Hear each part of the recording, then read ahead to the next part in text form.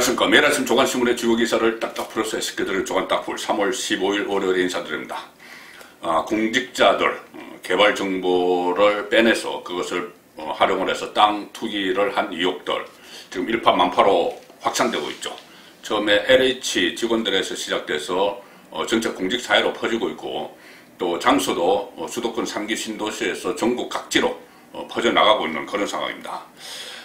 이번 주 또 새로운 주가 시작됐는데 어떤 일들이 또 밝혀질지 드러날지 좀 조마조마한 그런 심정까지 되고 있고, 국민들의 분노가 하늘을 찌를 듯이 높아지고 있습니다.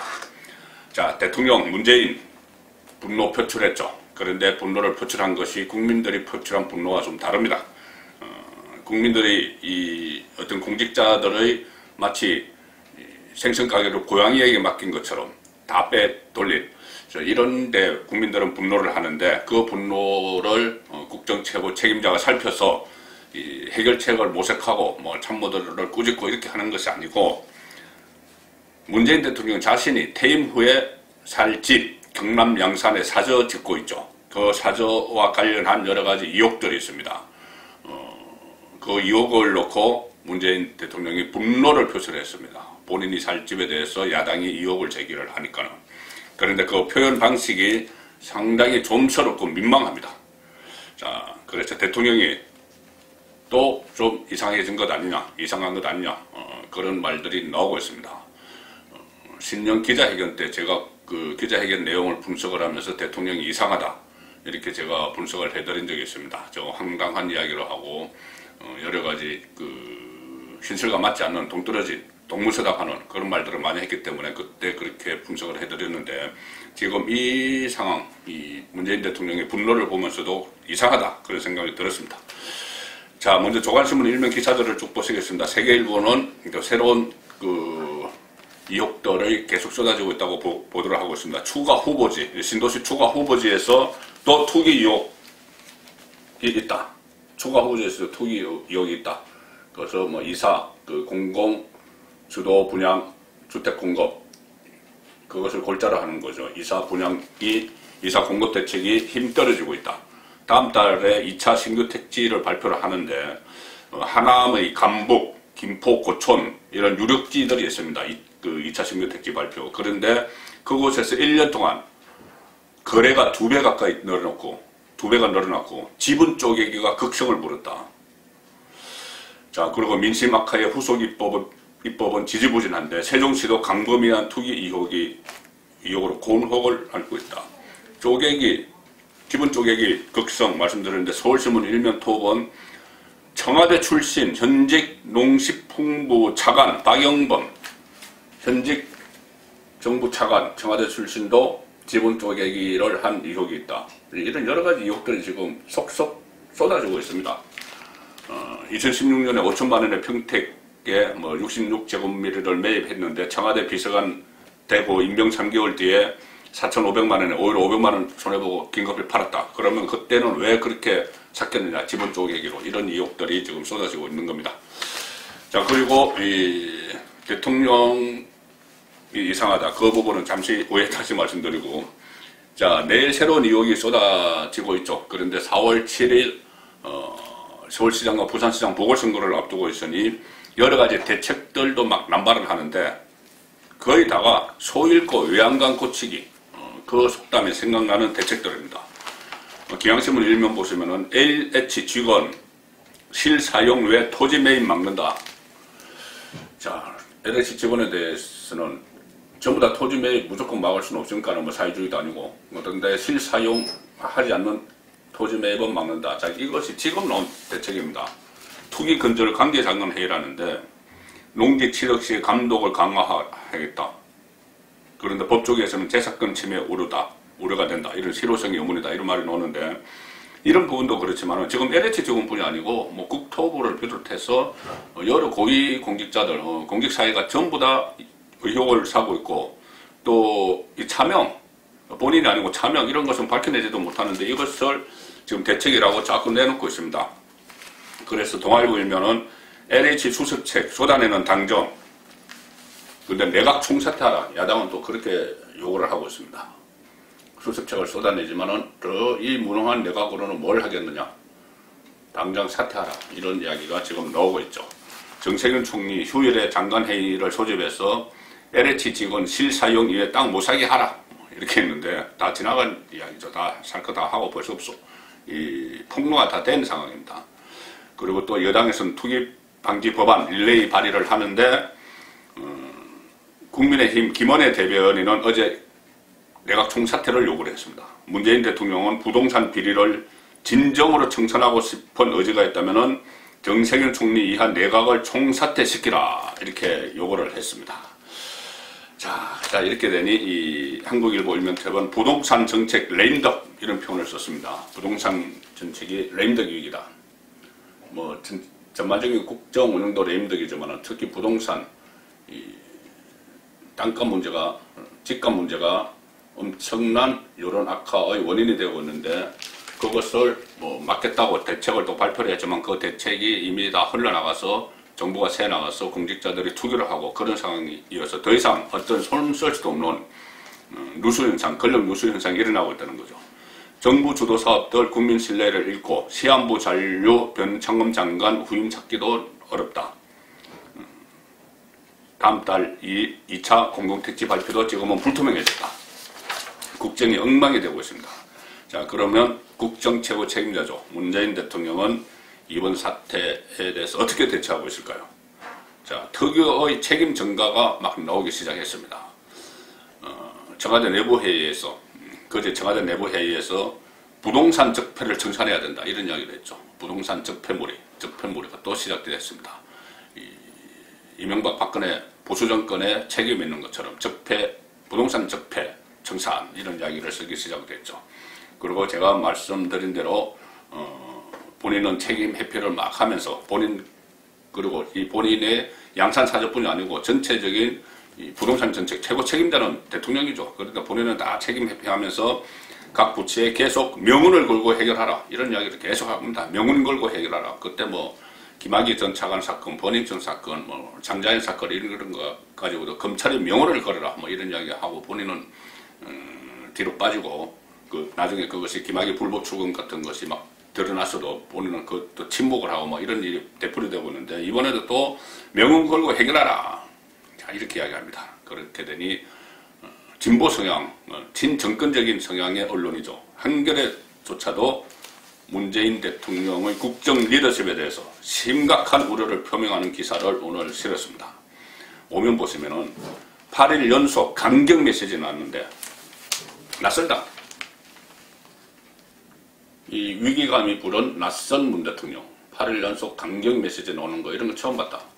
그동안 뭐 선택적으로 분노하고 침묵하고 아무리 뭐 나라가 시끄럽고 해도 침묵을 하고 이랬는데 지금 8일째 연속 강한 어조로 막 이야기하는데 이게 좀 낯설다.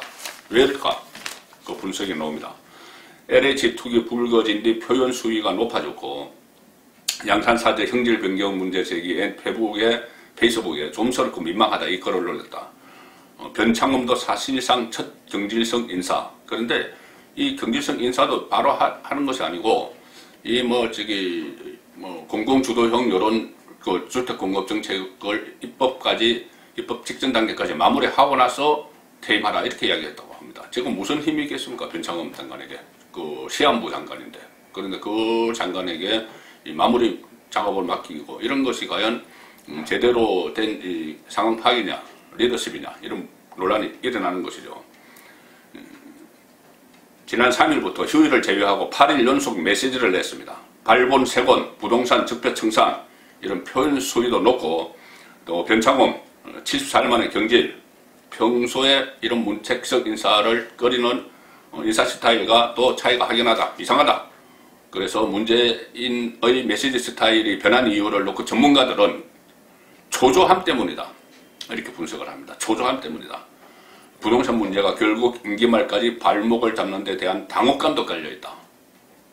자, 임기는 임기 말이 다가오는데 그동안 해놓은 것은 없고 적폐몰이만 하다가 시간 다 보냈고 그러다 보니 민생은 어려워졌고 특히 부동산 문제 어려워졌는데 그것을 잡겠다고 했는데 잡기는커녕 다시 발목을 찍는 그런 상황이 되니 상당히 초조하죠. 초조해서 이런 좀스럽고 민망한 일을 벌였습니다. 문재인 대통령이 페이스북에 금요일날 올린 글이죠. 저는 이 페이스북을 누군가 저에게 보여주는데 금요일 오후에 저는 가짜뉴스인 줄 알았습니다. 이것은 국정 최고 지도자 대통령의 어법이 아니고 또 그 내용도 국민들의 그 분노하는 데 이게 공감하는 것도 아니고 자기가 살 집에 대한 의혹에 대해서 반박을 하는 그런 페이스북 글이었죠. 여기에 1만 9천 개의 댓글이 달렸다고 합니다. 중앙일보 6면입니다. 문 대통령 좀스럽고 민망한 일, 페북글에 댓글이 1만 9천 개가 달렸다. 어떤 댓글이겠습니까?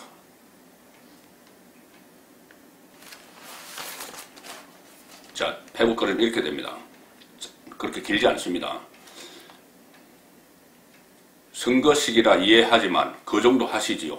좀스럽고 민망한 일입니다.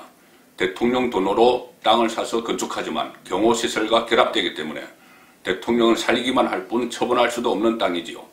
노무현 전 대통령의 봉화사절을 보면 알 수 있지 않나요? 모든 절차는 법대로 진행하고 있습니다. 여러 가지 의문이 들고 문제점이 있는 페이스북 메시지입니다. 최근에 야당 일부 의원들이 양산 사저 부지 여기에 대해서 문제를 제기했죠. 그거 원래 농지였는데 전이었습니다. 지목이 전이었는데 그것에 집을 지으면서 살집을 지으면서 대지로 형질이 변경됐습니다. 아시다시피 이 전 밭에서 대지로 형질이 변경되면은 보통 웬만하면은 한 2배, 3배 땅값이 뛰죠. 자, 그런 것을 형질 변경을 양산시간 내준 사실을 야당이 문제를 삼았던 것입니다.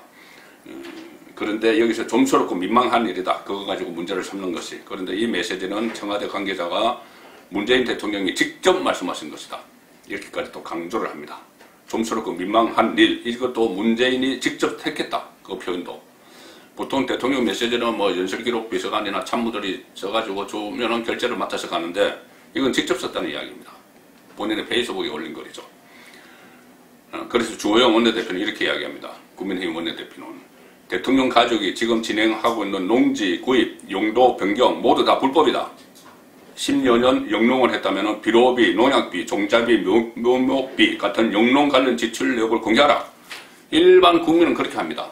일반 국민들이 본인이 작용을 했다고 해서 세금도 감면받고 어떤 형질을 변경하고 막 하려고 하면은 이 증명 다 있어야 됩니다. 그런데 문재인 대통령이 10년 동안 영농을 했다고 하는데 국회의원 하면서 당대표 하면서 대통령 하면서 영농을 했다. 그래 좋아. 주말에 가서 뭐 일정 부분 이상은 또 직접 경작을 해야 되는데 그거 했다. 그러면 관련 자료를 내놓으라는 이야기입니다. 자, 그런 상황에서 본인이 반박을 한다고 페이스북에 좀스럽고 민망한 일이다. 본인이 좀스럽고 민망한 게 아니고 야당과 일부 언론에 대한 이야기입니다. 그리고 또 처분할 수도 없는 땅이라고 했는데 이것은 틀린 이야기다. 전직 대통령에 대한 경우는 10년이면 끝납니다. 원칙적으로 10년 동안 하죠. 그리고 요거를 하면 또 5년인가 더 할 수 있든지 그렇습니다. 그래서 그 후에는 경호가 끝나면 청와대 경호처의 경호가 끝나면은 그것은 경호시설이 없어지기 때문에 양산 사전은 처분할 수 있죠. 자녀에게 물려줄 수도 있습니다. 자, 그런 좀 사실을 호도하는 그런 내용도 이 페이스북 글 안에 들어있고 또 하나 있습니다. 전재수 민주당 의원이죠. 친노 친문인데 전재수 의원이 대통령의 소박한 삶, 퇴임하고 나서 대통령이 바라는 소박한 삶, 양산사저 그 의미를 아느냐. 뭐 보수정권 출신들은 퇴임하고 나면은 다 서울에 머물지 않았느냐. 그런데 우리는 문재인은 소박한 삶을 살기 위해서 양산으로 내려가려고 한다. 그렇게 이야기했는데 왜 10이냐 이랬죠. 그런데 조선일보 취재를 해보니 이렇습니다. 문재인 대통령 사저가 양산 사저가 796평입니다. 집이 796평짜리입니다. 이명박의 2.5배 경호동을 건축을 했는데 경호동 때문에 뭐 집 못 판다고 했죠. 경호동 건축을 했는데 이것은 박근혜의 2배. 그 전에 조금 전에 제가 이 SNS 페이스북 글 중에서 문재인의 페이스북 글 중에서 갑자기 노무현을 소환을 했다는 것을 말씀드렸죠. 노무현의 봉하마을 사진을 생각하라. 이것은 그때 당시 봉하마을이 너무 호화판이다. 그래서 아방궁이다. 뭐 이런 이야기까지 그때 야당 의원들이 제기를 했다가 역풍을 맞았죠. 그러니까 국민의힘 계열 의원들이 제기를 했다가 뭐 그 시골에 내려가서 사는데 그게 뭐 오리농법도 하고 하는데 그게 아방궁이나 이렇게 역풍을 맞았습니다. 그래서 문재인이 그 이야기를 다시 꺼내면서 봐라. 그 노무현에 이어서 나까지 이렇게 엄연한다. 그래 우리 지지층 모여달라. 이 이야기를 하는 겁니다. 국민 편가르게 하는 것이죠. 노무현을 소환을 한 것은. 그러면서 봐라. 그 내가 아방궁 아니지 안 하느냐.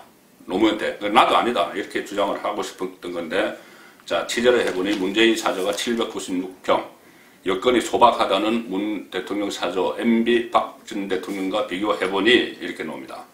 경호동을 포함을 하면 무려 1144평짜리고 경호시설 건축비가 40억 원에 육박합니다. 박근혜 때 20억 원. 2배나 되는 것이죠. 그런데 부지 매입비는 이명박 박근혜의 절반입니다. 전이기 때문에 그렇죠. 밭이기 때문에. 그런데 그것이 대지로 형질이 변경됐습니다. 매입비는 이 두 사람의 절반이지만 나중에 가치는 얼마나 뛸지도 지금 모릅니다. 자, 문재인 대통령이 페이스북을 통해서 노무현을 소환해야 될 정도로 서울시장, 부산시장 선거 앞두고 지지층 결집이 절대 필요하죠. 그런데 서울시민, 뭐 모든 국민이 그렇지만 서울시민들이 분노하고 있습니다. 그 분노가 폭발해서 민심이 극도로 악화되고 있기 때문에 이 서울시장 선거에 특히 여당은 빨간불이 켜졌죠. 그래서 매일경제는 LH 소프로 서울시장 선거에 빨간불이 켜졌는데 조국 사태 이후 최대 위기다 이렇게 표현을 했습니다. 민심이 악화되고 있죠. 가상 양자 대결에서 박영선이 오세훈 안철수의 오차범위 밖으로 밀려버렸다. 자, 그리고 그 옆에 보시면 콘크리트 지지율 또 깨진 문 레임덕 현실화되나 이 기사도 있습니다. 이 콘크리트 지지율 보통 40%대를 문재인의 콘크리트 지지율이라고 했는데 한 번씩 깨지다가 이번 LH 사태로 다시 깨졌습니다. 갤럽 조사 결과입니다. 갤럽 조사 보면은 국정 수행 긍정평가는 38% 지난주보다 2%포인트 떨어졌습니다.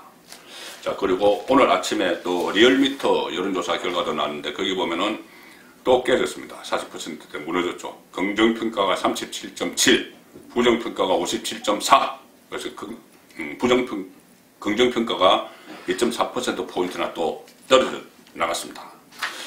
자, 그렇게 되다 보니 이 서울시장 선거에도 직접적으로 영향을 미치겠죠. 조선일보 일면톱 보시면은 조선일보와 TV조선이 서울시장 선거 공동 여론조사를 했는데 오세훈과 안철수 둘 중에 누구로 단일화 되더라도 박영선의 무려 10%포인트 앞선다. 이런 조사 결과가 나왔습니다. 단일화만 하면 무조건 범야권 후보가 이긴다. 누가 되더라도. 자, 이것은 조선일보와 TV조선의 공동 여론조사 결과고 양자 대결 때는 오세훈 대 박영선이 46.5 대 34.2 차이가 크죠.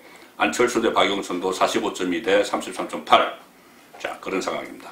여기 좀 사진을 보시면 이 아기는 경북 구미 한 빌라에서 방치된 채로 이렇게 발견된 어린이죠. 그 어린이 사진이 공개가 되어 있는 겁니다. 자, 윤석열의 지지율도 따라서 막 올라가고 있습니다. 자기 대권 주자 지지율. 그렇게 되니 상당히 이번에는 서울시장 선거도 해볼 수 있다. 부산시장 선거를 이길 것이다. 그래서 자기 대권의 전초전이니 여기서 이기면은 정권 교체가 가능하다. 이것이 범야권 보수층의 희망적인 그 기대입니다.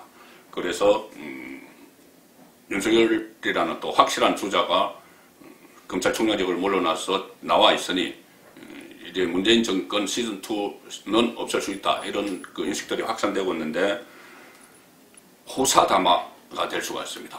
가령 서울시장 선거가 여론이 상당히 그 국민의힘 쪽에 좋죠. 범야권에 좋죠. 안철수도 그렇고. 그러니 오세훈, 안철수 두 사람이 좀 땀맘을 먹는 것 아닌가.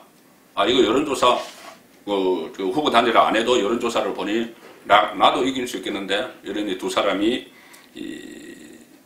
티격태격합니다. 이번 주 금요일이 단일화 시한이죠. 그런데 아주 구체적인 TV 토론 횟수나 방식, 여론조사, 설문 문항 이런 것조차도 합의를 못하고 지금 삽바싸움만 하고 있습니다. 그래서 이대로 가면 또 단일화가 무산돼서 박영선 후보에게 어부지리를 주는 것 아닌가 그런 우려도 나옵니다. 중앙일보 3면 보시면은 박영선에 크게 앞서자 서로 또 각세우는 오세훈과 안철수. 지금 서로가 또 내부에서 신경전을 벌입니다. 후보 단일화 방식에 대해서 서로 기세 싸움을 하는 거죠. 두 사람 중에 누가 단일화가 돼도 박영선의 18%포인트 이상 차이가 난다. 그래서 안철수가 이제 서로 총질을 하는 겁니다. 오세훈을 겨냥해서 과거의 묵힌 후보다. 이렇게 이야기하니까 오세훈이 안철수를 겨냥해서 분열을 잉태할 후보다. 이렇게 서로 공격을 하기 시작했습니다. 이 야권 분열 후보다. 이렇게 오세훈이 이야기한 가닥은 오세훈이 그러니까 안철수가 그 오세훈에 대해서 야권 분열 후보다고 이야기한 것은 오세훈이 뜨니까 오세훈 후보가 윤석열 카드를 죄송합니다. 안철수 후보가 윤석열 카드를 꺼내들었습니다. 안철수 후보가 윤석열과 나와 같이 갈 수 있다. 그리고 과거의 인연 같은 것을 하면서 본인과 윤석열 이렇게 안철수 서울시장, 윤석열 대권 후보 이 구도를 지금 계속 이야기를 하고 있습니다. 그렇게 되니 오세훈이 야권 분열을 하는 후보다. 안철수는 이렇게 이야기한 것입니다. 안철수 후보가 국회에서 어제 기자회견을 했는데 윤석열 총장을 포함해서 더 큰 통합으로 더 큰 2번을 반드시 만들어내겠다. 2번은 국민의힘이죠. 자, 일단 본인이 서울시장 되고 나서 국민의힘과 세력을 같이 해서 기호 2번 제1야당을 만들어서 안철수 본인은 서울시장 그리고 킹메이커 킹은 윤석열이 되는데 돕도록 하겠다. 이렇게 이야기를 한 겁니다. 그리고 윤석열과 간접적으로 소통을 하고 있다. 같은 시대적 소명이 있다. 이렇게 안철수가 윤석열 마케팅을 하는 것이죠. 그래서 제가 어제 말씀드렸는데 철석 연대론은 이라는 것이 나옵니다. 철석, 안철수의 철, 윤석열의 석, 철석 연대론 연장선상에서 이런 이야기를 하고 있는 겁니다. 자, 그런데 이 서울시장이 안철수가 되고 그래서 킹메이커를 해서 윤석열을 킹으로 만들려면은 전제 조건이 있습니다. 서울시장 선거에서 범야권이 이겨야죠. 그러려면 후보 단일화가 돼야 되는데 지금 이렇게 양쪽이 티격태격하면은 또 후보 단일화가 무산이 될 가능성도 있습니다. 둘 다 미래가 없어질 수도 있는 그런 상황으로 갈지도 모르는 또 좀 위태위태한 그런 느낌도 듭니다. 자, 마지막 소식으로는 부산시장 선거입니다. 부산시장 선거 지금 박형준 국민의힘 후보가 앞서가서 백약이 무효다 이런 이야기가 나오는데 가덕도 안 통했죠. 지금 안 통하고 있다는 여론입니다. 부산에서. 이게 희망 고문으로 끝날 수도 있다. 가덕도 신공항. 그런 상황에서 또 메가시티 이야기도 나오고 하는데 오늘 또 새로운 게 부산일보 일면 톱에 나왔습니다. 새로운 장밋빛 청사진입니다.